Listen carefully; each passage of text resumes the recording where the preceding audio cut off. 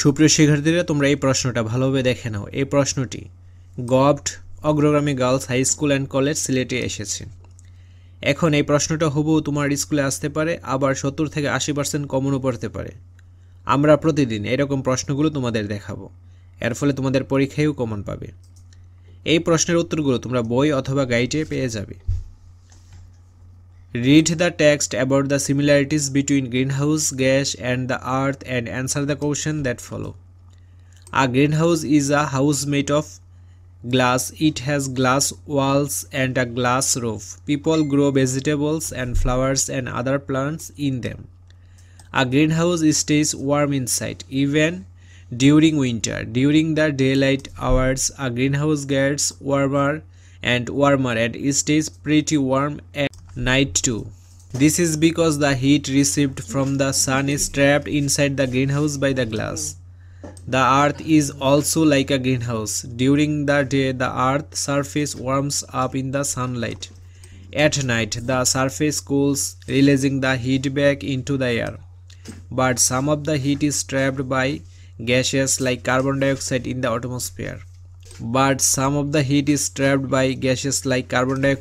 the atmosphere.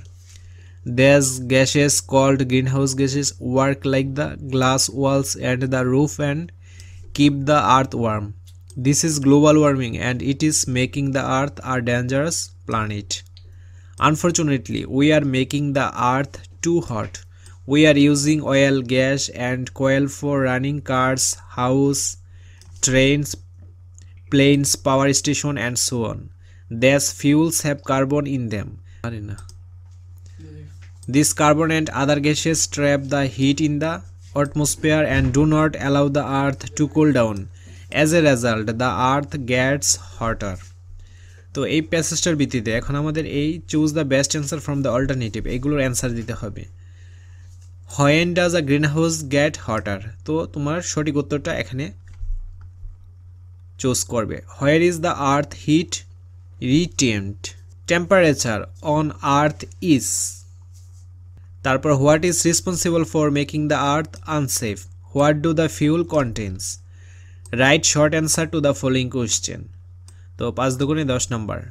Describe the structure of green house, why does the green house remain warm, what happens to the earth surface during day and night, how are humans responsible for causing global warming, what is the role of greenhouse gas that affect the earth climate। তারপর তোমাদের একটা দ্বিতীয় passage থাকবে, ঠিক আছে। One day a hungry crow stole a pile of meat from a butcher shop.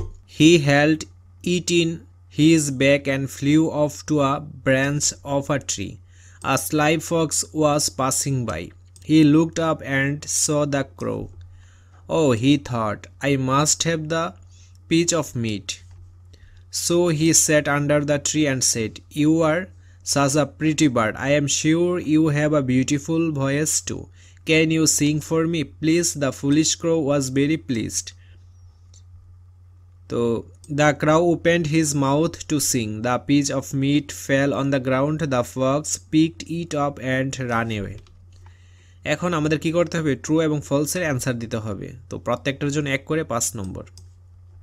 The crow was very cunning, the crow wish to have the piece of meat, the hungry crow held the piece of meat in its legs, the flattery of the fox made the crow satisfied, finally the plan of the fox became successful. তারপর তোমাদের আসবে matching, তো column এর সাথে column B match করা, এগুলোর answer তোমরা গাইডে পেয়ে যাবে। দেন পার্ট বি অ্যাপ্রিসিয়েটিং পোয়েমস, তো তোমাদের একটা পোয়েম আসবে, এখানে একটা পোয়েম আসছে বুকসের, ঠিক আছে।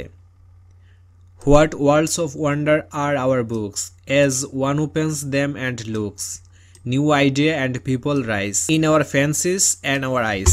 তো এইরকম যে কবিতাটা, তো এই বুকসের কবিতাটা তোমরা অবশ্যই গাইডে পেয়ে যাবা। দেন এই কবিতাটার আলোকে আমাদের কি বলছে, অ্যান্সার করতে হবে এই 3টা প্রশ্নের। What are the called the wonders of the world, what happens when one opens a book, how does a book help us to visit different places, how many stanzas are there in the poem, এটার জন্য 1 নম্বর। Write the rhyming word in the following table, তো rhyming ওয়ার্ডগুলো আমাদের খুঁজতে হবে, ঠিক আছে।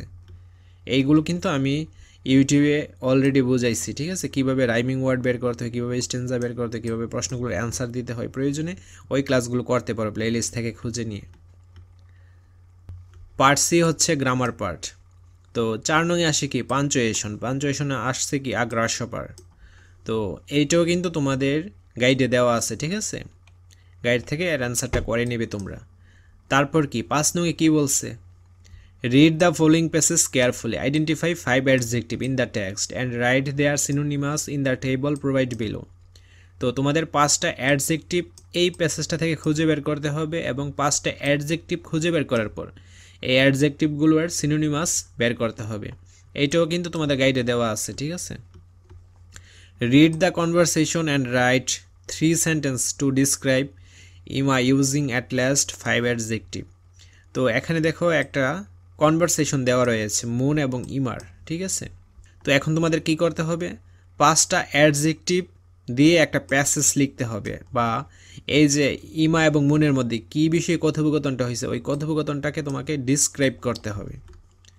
দেন read the passage below, then identify 5 adjective and write the noun they refer to in the following table. অর্থাৎ তোমাকে 5টা অ্যাডজেক্টিভ এবং 5টা নাউন খুঁজে বের করতে হবে, ঠিক আছে। এগুলো তোমরা পারবে যদি আমার ক্লাসগুলো দেখে থাকো। এর আগে কিন্তু কীভাবে অ্যাডজেক্টিভ নাউন বের করতে হয় ওইগুলোও দেখাইছিলাম। তাছাড়া এইগুলো তোমার গাইডে খুঁজলে পেয়ে যাবে। 6 নংয়ে কি আসবে, read the given context carefully and answer the question using appropriate models. অর্থাৎ তোমাদের এরকম 5টা সেন্টেন্স আসবে, বলবে কি পোলাইট রিকোয়েস্ট, সেন্টেন্স লেখার জন্য অব্লিগেশন, রিকোয়েস্ট, পসিবিলিটি এবং পারমিশন। তো এইরকম সেন্টেন্সগুলো লেখার জন্য, ঠিক আছে। তারপর পার্ট ডি হচ্ছে রাইটিং পার্ট। তো রাইটিং পার্টে কি আসছে দেখো, write an email to your friend inviting her to visit Bangladesh. তো এটা হচ্ছে ইমেল, তাদের স্কুলে এই ইমেলটা আসছে। ইমেল কিন্তু বানায় লেখার নিয়ম আমি তোমাদের দেখাইছি, ইউটিউবে অলরেডি ক্লাস করা আছে। তারপর 8 নংয়ে কি আসবে, suppose you are Riddhi and your friend is Alo, both of you want to visit a tree plantation fair, so you are discussing the importance of tree in the environment. Now write a conversation between you and your friend. তো conversation অর্থাৎ dialogue আসছে এখানে। ডায়লগটা কি, tree plantation সম্পর্কে, ঠিক আছে। কিভাবে ডায়লগ লিখতে হয় এই নিয়মটাও কিন্তু ইউটিউবে অলরেডি আপলোড করা আছে, তোমরা ওই ক্লাসটা করে নিতে পারো, তাহলে মুখস্থ করার ঝামেলা পোহাতে হবে না। তো তাদের পরীক্ষায় ট্রি প্লান্টেশন ডায়লগটা কিন্তু আসছে। তারপর write a story based on the following situation. তো এখানে কি বলছে, একটা স্টোরি লেখার জন্য এখানে সিচুয়েশন দেওয়া রয়েছে, যেমন two friend lost their way in a deep forest and suddenly meet a bear, আর রিমোট ভিলেজ আর deep forest, two friend a bear, অর্থাৎ একটা বেয়ার এবং 2 জন বন্ধু। Your story should maintain the following features: beginning and closing, theme, time and place, characters and incidents. এরকম প্রশ্নগুলোই আমরা আলোচনা করব, বিভিন্ন স্কুলের প্রশ্নগুলো। এগুলো দেখলে তোমরা বুঝতে পারবে যে তোমাদের পরীক্ষায় কী টাইপের প্রশ্ন আসতে পারে।